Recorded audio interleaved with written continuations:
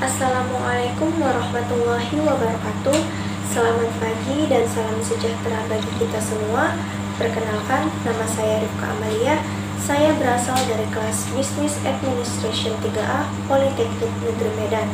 Nah, pada kesempatan kali ini saya ingin menjelaskan tentang insiden pajak dengan elastisitas permintaan.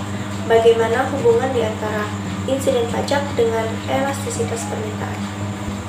Nah, sebelum itu kita harus mengetahui dulu apa itu pengertian dari insiden pajak.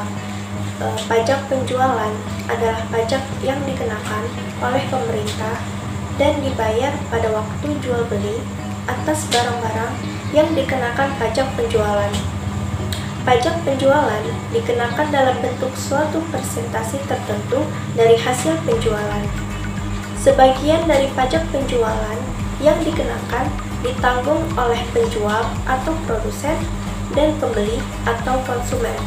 Pembagian beban pajak antara penjual dan pembeli dinamakan insiden pajak atau tax incidence.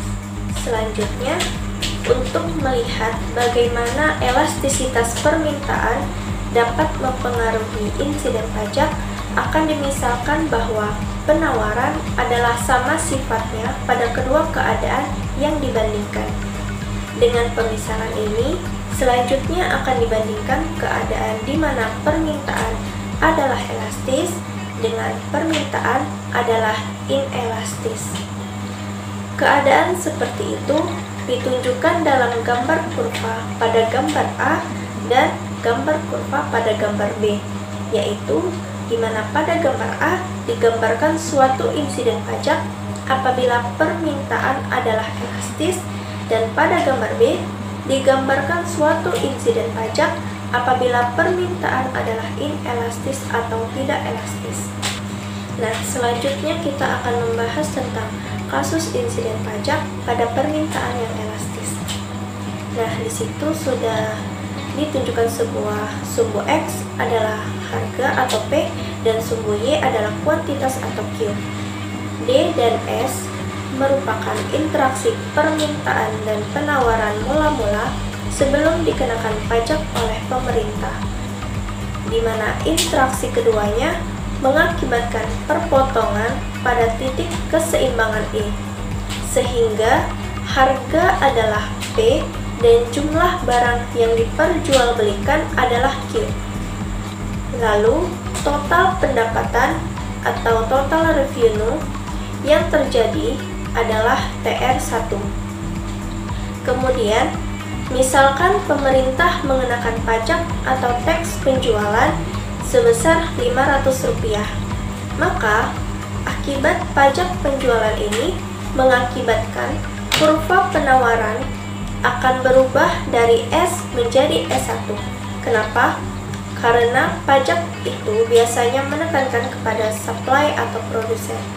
Lalu, dampak berikutnya ialah perubahan keseimbangan dari E menjadi E1, sehingga harga yang berlaku naik dari P mula-mula menjadi P1. Namun, transaksi yang terjadi menurun dari Q ke Q1. Dan total pendapatan yang terjadi setelah pajak dinaikkan menjadi TR2.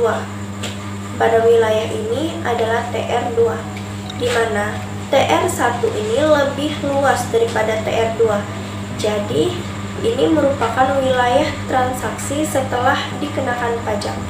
Kenaikan pajak dari P ke P1 adalah besarnya pajak yang ditanggung oleh konsumen. Nah, selanjutnya akibat dari kenaikan pajak menjadi Rp500 membuat harga naik dari P ke P1. Nah, bisa kita ambil contoh, misalnya harga mula-mula adalah Rp300, maka Rp500 yang merupakan harga dari P1 kita kurang dengan Rp300 yang merupakan harga mula-mula, maka hasilnya adalah Rp200, di mana Rp200 itu adalah pajak yang ditanggung oleh konsumen, dan sisanya adalah 500 kita kurang dengan Rp100, yaitu pajak yang ditanggung oleh produsen atau penjual. Jadi, kesimpulannya yang pertama, pada permintaan elastis, akibat dari kenaikan pajak akan lebih banyak ditanggung oleh produsen atau penjual. Yang kedua, sedangkan total revenue berkurang dari TR1 menjadi TR2 yang lebih sempit. Nah, selanjutnya, apa yang terjadi jika permintaan adalah inelastis?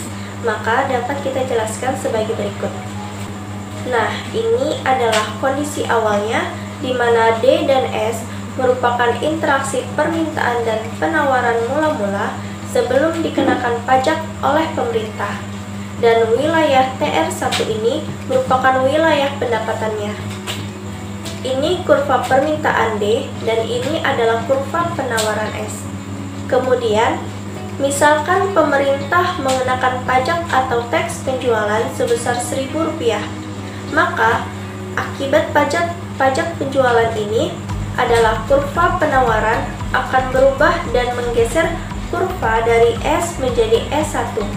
Nah, karena pajak cenderung menggeser supply secara teori, sehingga terjadi pemotongan di sini, yaitu pada E1, di mana titik keseimbangan yang mula-mula adalah E, lalu akibat pajak penjualannya yang dikenakan membuat E juga bergeser dari E menjadi E1, dan harga pun naik dari P menjadi P1.